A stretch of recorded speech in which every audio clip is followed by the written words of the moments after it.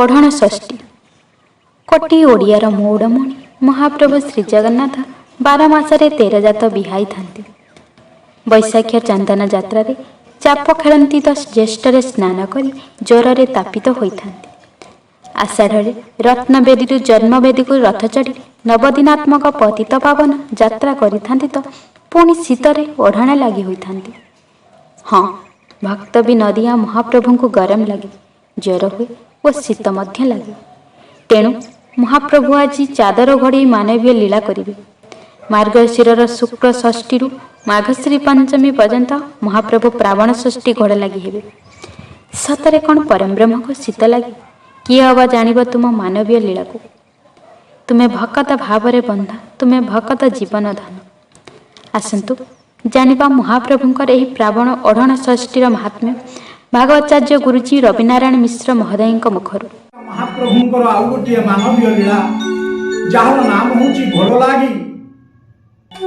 शीतरु रक्षा पाइबा पाई महाप्रभु मार्गशीर्ष मास शुक्ल पक्ष षष्ठी तिथि लीला आरंभ करती एवं यही लीला गति करे बसंत पंचमी आग दिन पर्यंत।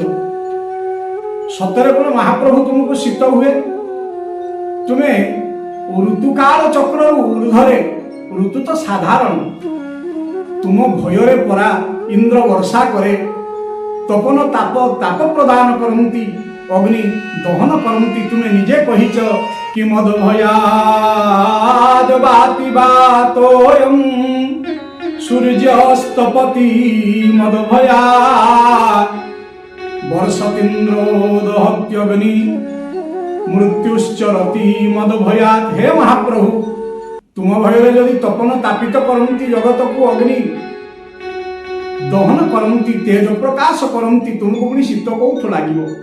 महाप्रभु कहले देख, जगतर मालिक मु, कर्ता मु, अनंत कोटि ब्रह्मांडर नायक मु, किंतु बेले बेले समस्तंकर कथा बुझा पड़े, मन रखा पड़े।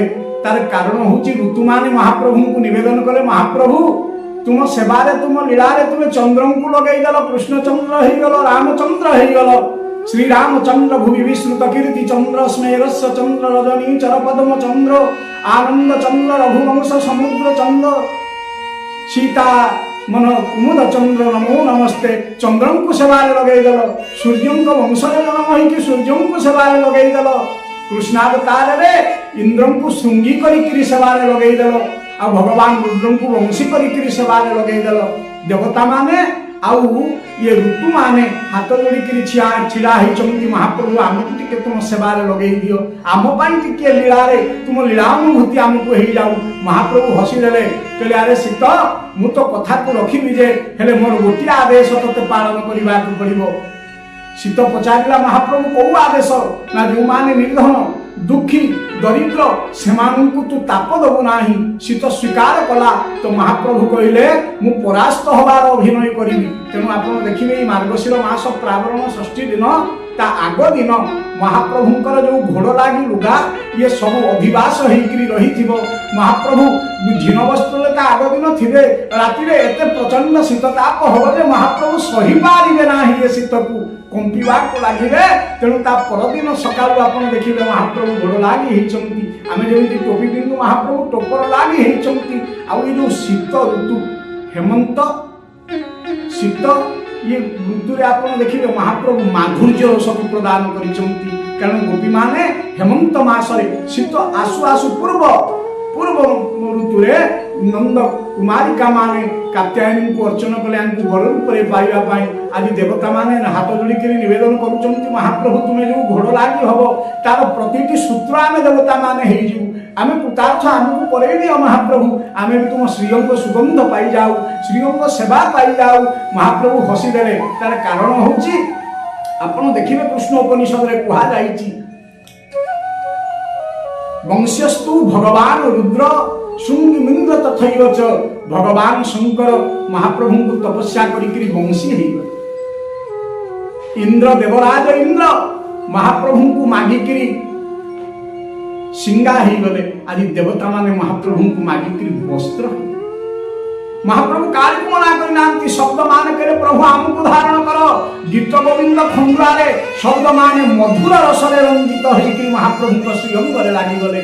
ये जगतर मालिक जगतर ठाकुर जगतर कर्ता जगतर पिता जगन्नाथ नाम आप देखिए ये निज गृह निज लीला क्षेत्र आउ जो तीन धाम अच्छे आप देखिए प्रतिष्ठित उपाधि विभूषित होकर किंतु एठी आप देखिए गृहस्थाश्रम कर महाप्रभु अच्छा माँ शांताणी विराजमान होती यही दिन ठारू महाप्रभु पिंधि सारा पर समस्ते भल लगी हे शीत समस्त को ग्रास कर महाप्रभुंर लीलार आरंभ ना शेष ना जो ब्रह्म जहाँ कहीं वर्णना कर महाप्रभुंर जो रूप वर्णना ये अति विस्मय कारण ना कहीं कहीपर ना कहीं बुझीपार ना कहीं देखिपार ना कहीं जापर किंतु आप देखिए ये घोड़ लगी हे अरे ब्रह्मर पुणी घोड़ लगी कौन ना केवल गोटे मात्र कारण सो केवल भगतन हित लगी परम कृपालु प्रणत अनुरागी भक्त मान ऊपर कृपा करी प्रणत आरती जनता ऊपर दया करी